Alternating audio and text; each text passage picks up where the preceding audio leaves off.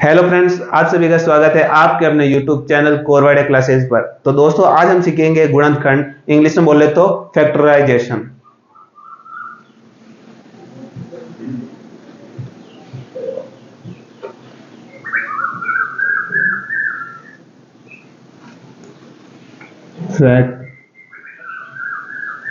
Factorisation. आज हम क्या सीखेंगे?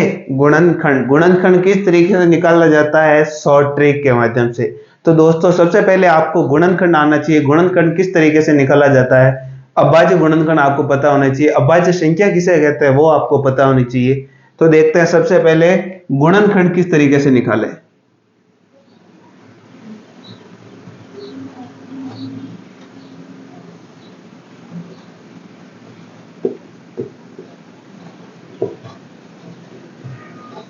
देखिए, गुणनखंड कैसे निकाला है। गुणनखंड निकालने के लिए सबसे पहले आपको इस तरीके से चीज दिमाग में आ जानी चाहिए। इस तरीके से क्या निकालते हैं हम? किसी भी संख्या का गुणनखंड। गुणनखंड यानी उसको छोटे छोटे भागों में डिवाइड करना, छोटे छोटे टुकड़ों में डिवाइड करना। और यह कैसा गुणनखंड है? यह अभाज्य गुणनखंड कर रहे हैं हम। कौन सा गुणनखंड कर रहे हैं?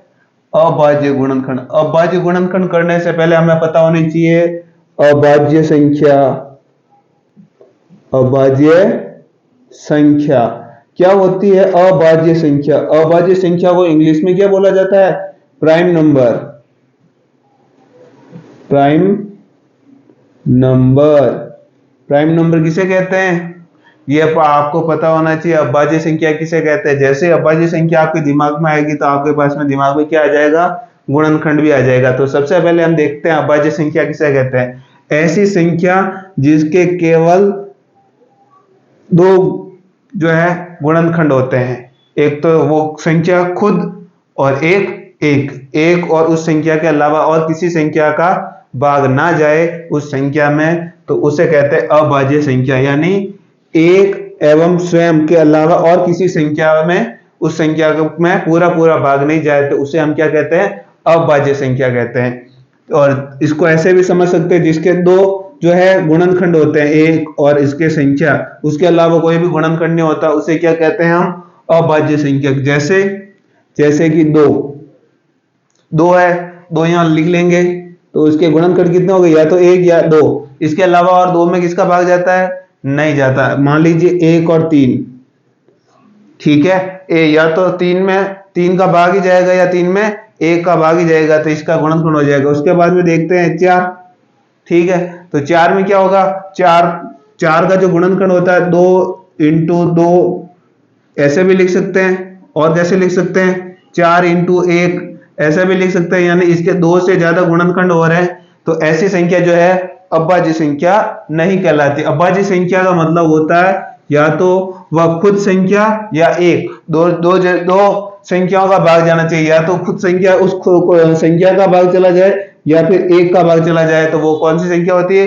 अभाज्य संख्या। तो अभाज्य संख्या कैसे कौन कौन सी होती है? 2, 3, 3 के बाद में 5, क्योंकि 4 मैंने बता दिया 4 अभाज्य संख्या नहीं है। 5 के बाद में कितना होगा?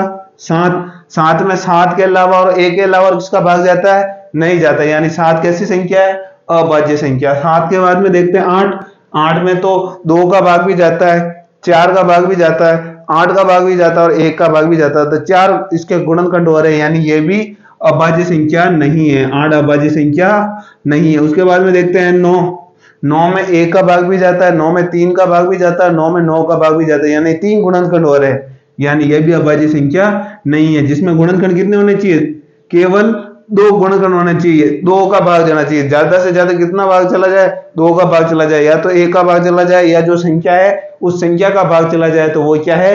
अभाज्य संख्या है। तो ये सारी कौन सी संख्या है? अभाज्य संख्या। अभाज्य संख्या में क्या होगा? 2 से ज्यादा इनके गुणनखंड नहीं होंगे, ठीक है। तो अब आपके दिमाग में हो गया प्राइम नंबर यानी अभाज्य संख्या किसे कहते हैं। तो मान लीजिए सबसे पहले हम संख्या लेते हैं 12, ठीक है। 12 में सबसे छोटी अभाज्य संख्या का भाग देना है। सबसे छोटी अभाज्य संख्या कौन सी होती है? सबसे छोटी अभाज्य संख्या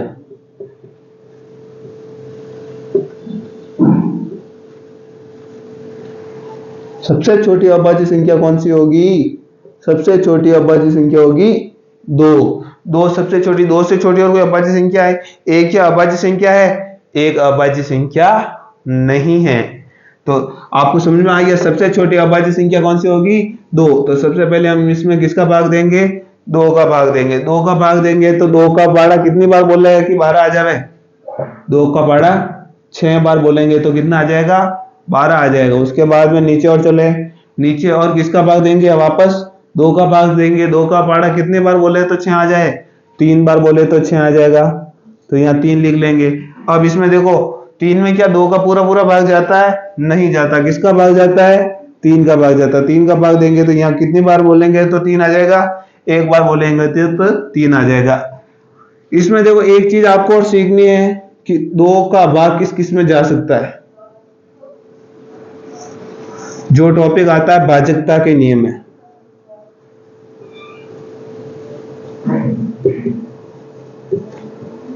तो 2 का भाग उसमें जाएगा जिसके इकाई का अंक क्या हो?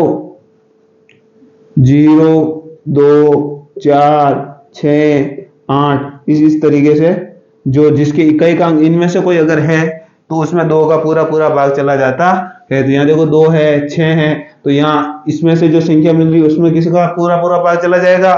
2 का पूरा पूरा भाग चला जाएगा। 3 के भाजकता का नियम क्या है?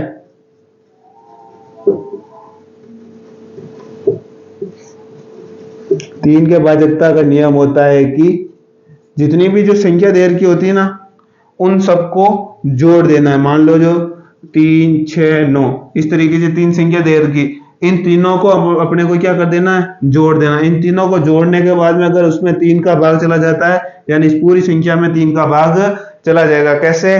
3 और 6 9, 9 9 18, 18 में क्या 3 का पूरा पूरा भाग चला जाता है? पूरा पूरा भाग चला जाता है। 3 6 18। और यहां मान लो और बड़ी संख्या होती है तो इसको भी कैसे लिख सकते थे? 1 और 8 9। क्या 9 में 3 का पूरा पूरा भाग चला जाता है? 3 का पूरा पूरा भाग चला जाता है, यानी इस संख्या में 3 का पूरा पूरा भाग चला जाता है। तो ये भी कौन सी है? 3 से भाज्य संख्या है। तो इस तरीके से हम भाग देना सीख जाते हैं कि कैसे इसमें पूरा पूरा भाग जाएगा और किसका पूरा पूरा भाग जाएगा। तो सबसे पहले आपको यह समझ में आ गया किस तरीके से हम गुणनखंड निकालना है। तो आपने सबसे पहले क्या सीख लिया? गुणनखंड किस तरीके से निकाले। ये तो एक छोटी संख्या थी। मान लीजिए हम बड़ी संख्या लेते हैं। बड़ी संख्या में कौन सी संख्या लेते हैं? मान लीजिए हम लेते हैं 360। ठीक है जी, 360 हमने ले ली। तो सबसे पहले देखेंगे इकाई का अंक 0। इकाई का अंक 0 हो तो उसमें किसका पूरा पूरा भाग चला जाता है? कौन सी अभाज्य संख्या है जिसका पूरा पूरा भाग चला जाता है? यहां मैंने अभी लिखा था, किसका चला जाता है? 2 का। 2 का पूरा पूरा भाग जाएगा। तो सबसे पहले 2 का पाड़ा बोलेंगे कितनी बार की उसमें 3 आ जाए या 3 से छोटी संख्या आ जाए? 2 एकम 2, एक बार बोलेंगे तो 2 आ जाएगा। और कितना बच जाएगा?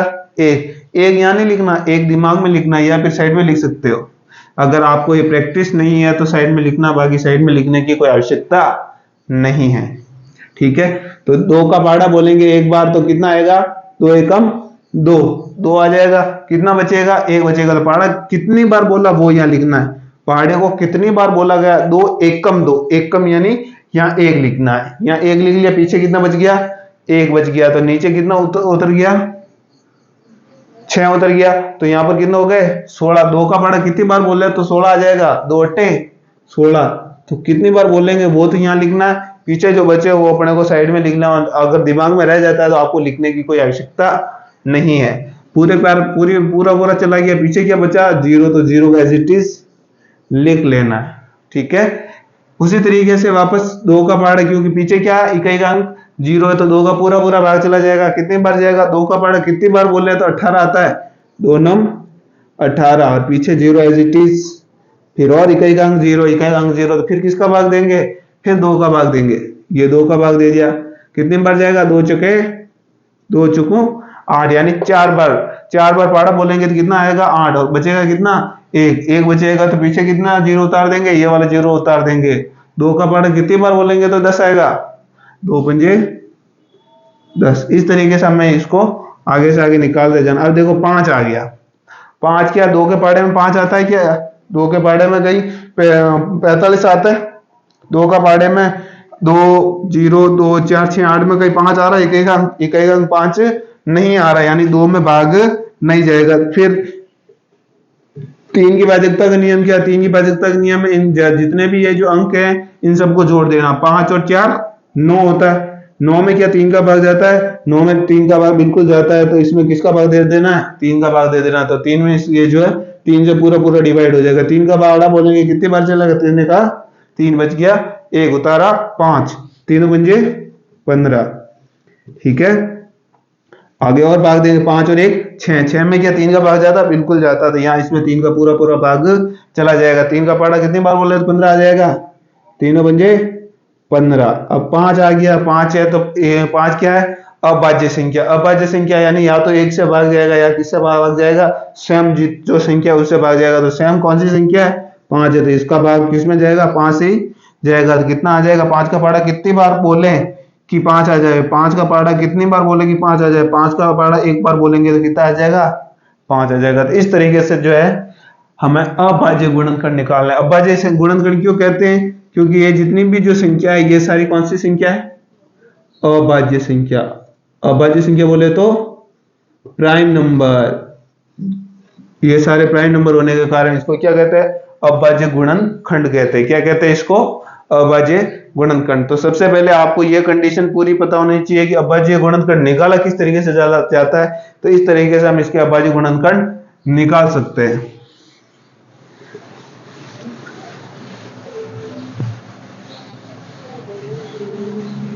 अब हम सीखेंगे गुणनखंड में अभाज्य गुणनखंडों की संख्या। मान लीजिए कोई सा गुणनखंड निकाला, मान लीजिए हमने निकाल दिया ये 12 का गुणनखंड निकालेंगे, 2 छंग 12, वापस भाग देंगे कितनी बार जाएगा? 3 बार, 3 और 1। तो आपको सबसे पहले इस तरीके से लिख लेना, 2 कितनी बार आया है? 2 बार आया, इंटू 3 कितनी बार आया? 3 एक बार आया। सबसे पहले इस तरीके से हमारे को लिख लेना। अब हमें देखना है अभाज्य गुणनखंडों की संख्या। पहला आपके पास में अगर इस तरीके से क्वेश्चन आ जाए तो किस तरीके से निकालना वो देखते हैं। अभाज्य गुणनखंडों की संख्या, गुणनखंडों की संख्या। अभाज्य गुणनखंडों की संख्या कितनी होगी? सबसे पहला क्वेश्चन आपके पास में 1 है, तो किस किस को इसका आंसर आता है सबसे पहले कमेंट बॉक्स में लिख के बताएं। तो देखिए अभाज्य गुणनखंड कितने हो जाएंगे? 1 2 और 3। ये 3 अभाज्य गुणनखंड है किसके? 12 के। अभाज्य गुणनखंड कितने हो जाएंगे? 1 2 3। तो यहाँ कैसे लिखेंगे? देखो यहाँ पर अपने को शॉर्टकट कैसा होगा? शॉर्टकट तो जितनी पावर लिख रखी है उन सबको जोड़ देना। तो यहाँ पावर कितनी लिख रखी है? 2। यहाँ आगे पावर कितनी लिख रखी है? 1। तो ये कितना हो जाएगा? अभाज्य गुणनखंडों की संख्या कितनी हो जाएगी? 3। और अपने को दिमाग में आना है कि किस तरीके से 3 है। तो ये 3, 1 2 और 3, 2 2 3। तो ये अभाज्य गुणनखंडों की संख्या हो जाएगी, जो कि अपने को शॉर्टकट में कैसे लिखना है? इस तरीके से लिखने के बाद में इनकी जो पावर दे रखी, इनकी जो घात दे रखी, इन घात को क्या कर देना है? जोड़ लेना है। इनकी घात को जोड़ोगे तो आपके पास में क्या आ जाएगा? अभाज्य गुणनखंडों की संख्या आ जाएगी। उसके बाद में आपको क्या देखना है? विभिन्न अभाज्य गुणनखंडों की संख्या क्या होगी। दूसरा है विभिन्न अभाज्य गुणनखंडों की संख्या।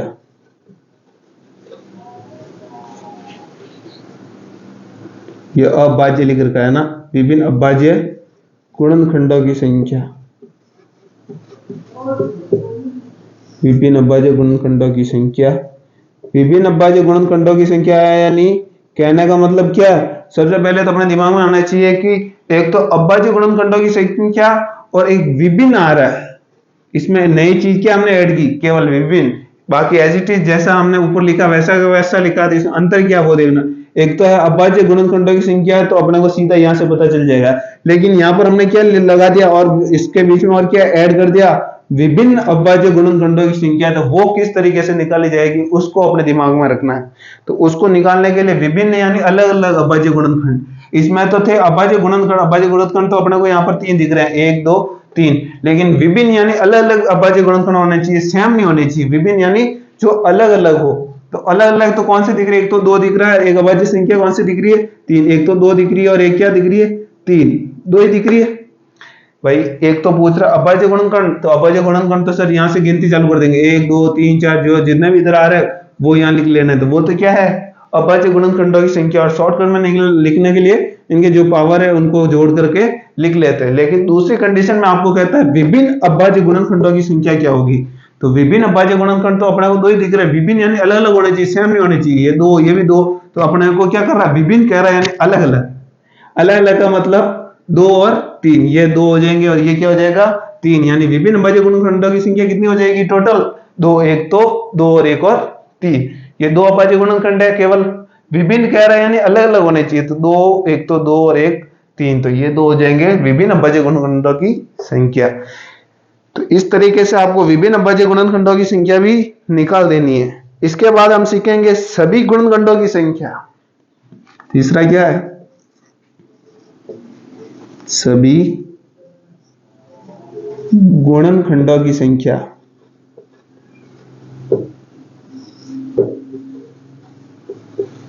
क्या अंतर आ रहा ऊपर वाले में और इसमें, क्या चीज मैंने अलग लिखी है। यहां पर तो देखो मैंने लिखा अभाज्य गुणनखंडों की संख्या, जो कि कितनी मिली हमें 3 मिली। दूसरी चीज मैं कह रहा हूं विभिन्न अभाज्य गुणनखंडों की संख्या, इसमें एक चीज ऐड की वो की विभिन्न। विभिन्न करते यानी अलग अलग होनी चाहिए, सेम नहीं होनी चाहिए। तो उसमें कितनी हो जाएगी 2 हो जाएगी। अब मैं कह रहा हूं सभी गुणनखंडों की संख्या, मैं ये नहीं कह रहा हूं अभाज्य गुणनखंडों की संख्या, मैं क्या कह रहा हूं सभी गुणनखंड। और गुणनखंड में तो 2 भी आता है, 3 भी आता है, 4 भी आता है, 5 भी आता है, 6 भी आता है, 7 भी आता है। तो गुणनखंड तो सारे हो गए भाई। गुणनखंड यानी उनके टुकड़े, तो टुकड़े तो सब भी है। लेकिन अभाज्य का जैसे ही नाम आएगा तो केवल केवल अपने को किसको उठाना है, जो अभाज्य संख्या है उनको ही उठाना था। यहां हमने किस किस को उठाया था, केवल जो अभाज्य संख्या है उन्हें हमने उठाया था। और यहाँ विभिन्न अभाज्य गुणनखंड पूछे थे, विभिन्न, और वो भी विभिन्न कैसे थे अभाज्य। तो यहाँ भी विभिन्न होनी चाहिए, लेकिन कैसी होनी चाहिए अभाज्य होनी चाहिए। तो विभिन्न अभाज्य तो 2 और 3 थे। अब ये कह रहा है मुझे अभाज्य से कोई लेना देना नहीं है। क्या कह रहा है, मुझे अभाज्य संख्याओं से कोई लेना देना नहीं है, मुझे केवल गुणनखंड चाहिए। मुझे क्या चाहिए, केवल गुणनखंड चाहिए। तो गुणनखंड चाहिए तो उसके लिए अपने को क्या करना होगा, केवल और केवल वो संख्या देखनी है जिसमें 12 का भाग पूरा पूरा चला जाए। हमें सिर्फ वो संख्या यहां पर चाहिए जिसमें 12 का पूरा पूरा भाग चला जाए। किस तरीके से यह संख्या निकलेगी वो आपको देखना है। तो 12 में देखो 1 का भाग पूरा पूरा चला जाता है, 1 का भाग दूंगा तो 12 में भाग चला जाएगा क्या, 1 को 12 बार बोलेंगे तो 12 आ जाएगा, यानी 1 का भाग 12 में चला जाएगा। तो 1 तो संख्या हो गई 1, 2 का 12 बोलूंगा तो क्या 12 आ जाएगा, बिल्कुल 12 आ जाएगा। यहाँ कोई अभाज्य का नाम नहीं लिया, यहाँ देख लो कोई अभाज्य का नाम लिया क्या, किसी अभाज्य का नाम नहीं लिया। अपने को सारी संख्या निकालनी है जिसके इसके गुणनखंड 12 के गुणनखंड जो कर सके। तो 2 भी भाग इसमें भाग चला जाएगा 12 में। उसके बाद में देखो 3 3 चौक 12, यानी 3 में भी 3 का भाग भी पूरा 12 में चला जाएगा। 3 के बाद में देखो 4 4 तारीख 12, 4 में भी 12 का पूरा पूरा भाग चला जाएगा। उसके बाद में देखेंगे 5 में क्या भाग जाता है, नहीं जाता, तो 5 को छोड़ देना। उसके बाद में देखते हैं 6 में क्या भाग जाता है, 6 2 12 बिल्कुल जाता है। 6 के बाद में आगे वाली संख्या कौन सी होगी, वो संख्या होगी 12। तो इनके गुणनखंडों की संख्या कितनी हो जाएगी, 1 2 3 4 5 और 6। तो टोटल जो गुणनखंड होंगे सभी गुणनखंडों की संख्या वो कितनी हो जाएगी 6। विभिन्न अभाज्य गुणनखंड वो हो जाएगी 2। अभाज्य का नाम अभाज्य दिमाग में बिल्कुल रखना है। अगर अभाज्य नहीं पूछ रहा है तो टोटल जितने भी गुणनखंड होते हैं वो निकालना है। और टोटल गुणनखंड यानी किस किस संख्या का 12 में भाग चला जाता है पूरा पूरा, तो वो क्या हो जाएगी गुणनखंडों की संख्या। तो वो कितनी देर की है, 6 देर की है। इसको सर मैं शॉर्टकट निकालना चाहता हूं। शॉर्टकट किस तरीके से निकालेंगे, शॉर्टकट कुछ नहीं करना है। ये जो ऊपर दे रखा है ये आपके लिए गोल्डन है। ये क्या है, सोना है, सोना क्या है, सोना है। सोना है तो सोने को किस तरीके से इस्तेमाल करेंगे, इस्तेमाल करना है तो कुछ नहीं करना, पावर में 1 जोड़ दो, इसकी पावर में भी 1 जोड़ दिया, इसकी पावर में भी 1 जोड़ दो, इसकी पावर में भी 1 जोड़ दिया। अब इनका क्या कर देना, जोड़ करके गुणा कर देना। तो सबसे पहले जोड़ो 2 और 1 3, 1 और 1 2, दोनों का गुणा करोगे तो कितना आएगा 6। तो ये क्या है, सभी गुणनखंडों की संख्या। तो ये इसकी क्या है, शॉर्ट ट्रिक है। शॉर्ट ट्रिक क्या है, इनकी घातों को जोड़ करके गुणा कर दो। इनकी जो भी घातें हैं इनमें एक जोड़ो, इस घात में भी एक जोड़ो, इस घात में भी एक जोड़ो और इनको क्या कर दो, गुणा कर दो। तो आपके पास में सीधा क्या निकल जाएगा, सभी गुणनखंडों की संख्या निकल जाएगी। और केवल अपने को अभाज्य गुणनखंडों की संख्या ज्ञात करनी है, तो इनके घातों को जोड़ दो। कि यहां पर तो क्या करना है, मैं नीचे लिख लेता हूं, घातों को जोड़ दो। घातों को जोड़ दोगे तो क्या आ जाएगा, अभाज्य गुणनखंडों की संख्या आ जाएगी। दूसरा, सभी गुणनखंडों की संख्या ज्ञात करनी, यानी घात में एक जोड़ दो तथा उन्हें क्या कर देना है, गुणा कर देना, गुणा कर दो।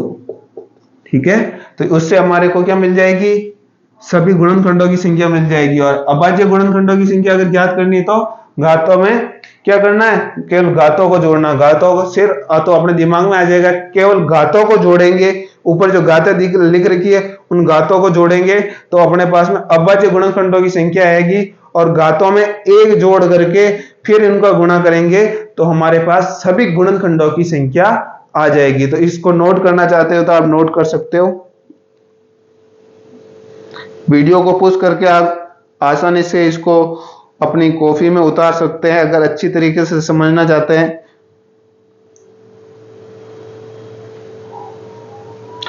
तो ठीक है, चलिए दोस्तों, आशा करता हूं आपने लिख लिया होगा। अब आगे चलते हैं।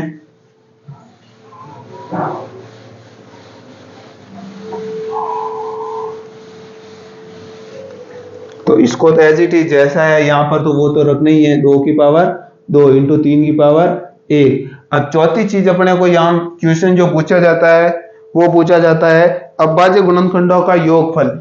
क्या पूछा जाता है, अभाज्य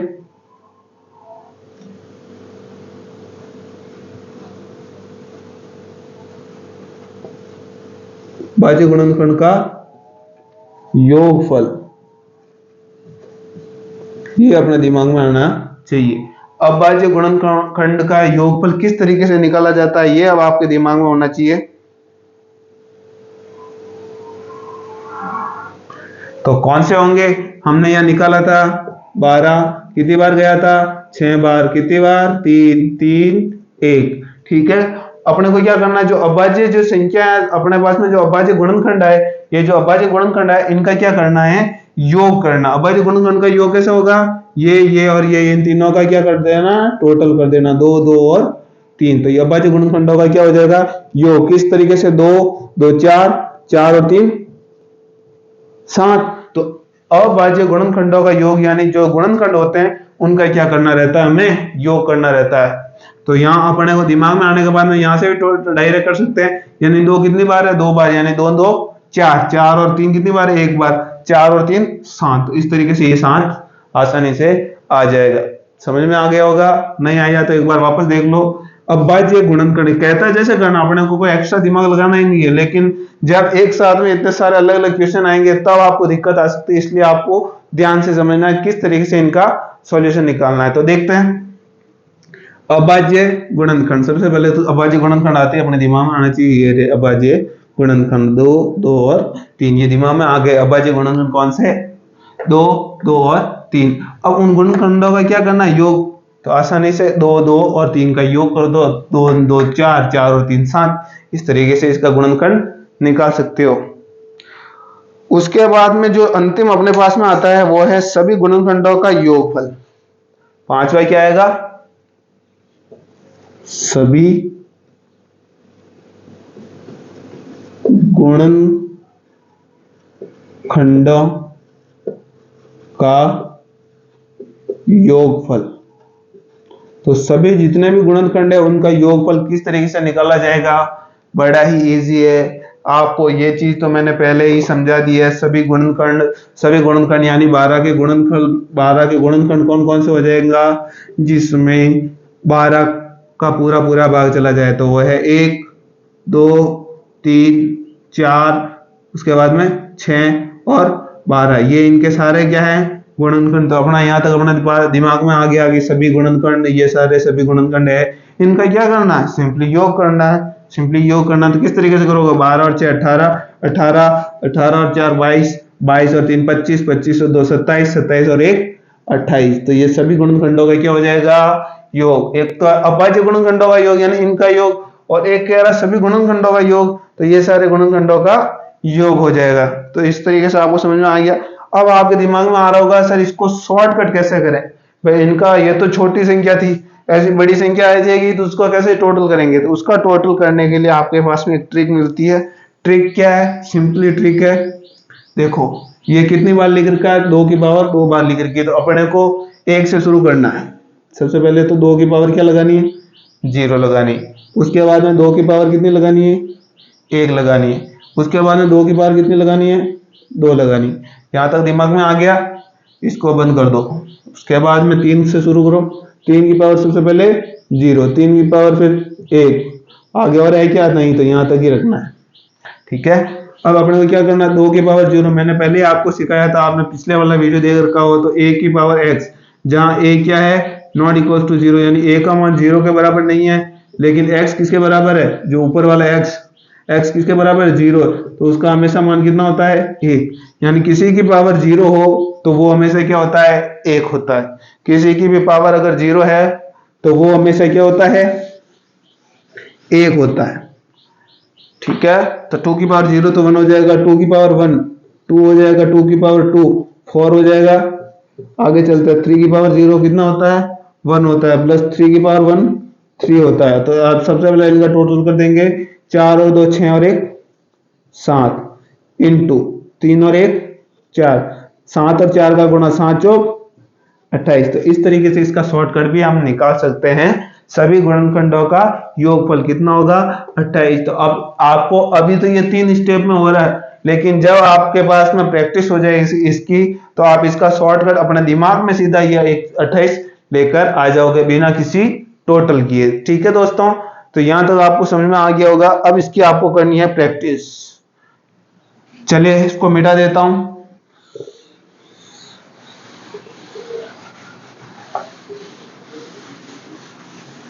अब नेक्स्ट संख्या हम लेते हैं 360। तो 360 का सबसे पहले तो आपको क्या करना है, गुणनखंड निकालना है। गुणनखंड निकालने के बाद में सबसे पहले उसकी निकालने अभाज्य संख्याओं, अभाज्य गुणनखंड की संख्या।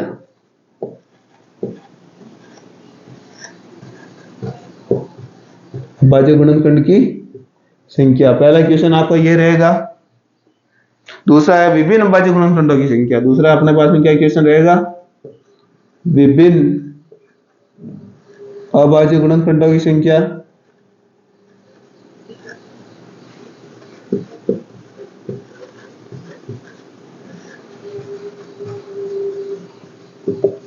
ये दूसरा क्वेश्चन हो गया आपके पास में। तीसरा क्वेश्चन आपके पास में क्या होगा, सभी गुणनखंडों की संख्या। सभी गुणनखंडों की संख्या, ठीक है। तीसरा आपके पास में क्या हो जाएगा, सभी गुणनखंड की संख्या। चौथा आपके पास में क्या हो जाएगा, अभाज्य गुणनखंड का योग। अभाज्य गुणनखंडों का योग, ठीक है। ये आपके पास में कौन सा हो जाएगा, चौथा। और पांचवा आपको निकालना है सभी गुणनखंडों का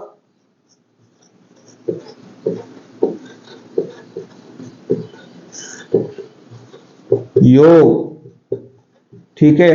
तो ये जस्ट जो मैंने पीछे आपको समझाए थे, यही जो पांचों टॉपिक है, पांचों क्वेश्चन है, उनका आंसर आपको निकालना है। तो ठीक है दोस्तों, मैं आपसे आशा करता हूं कि इसका आप आंसर आसानी से पीछे वाले वीडियो को पुश करके बैक करके आसानी से इसका वीडियो का जो रिजल्ट है आप आसानी से निकाल देंगे। तो आज के लिए धन्यवाद। कल फिर मिलेंगे किसी नए वीडियो के साथ में। धन्यवाद।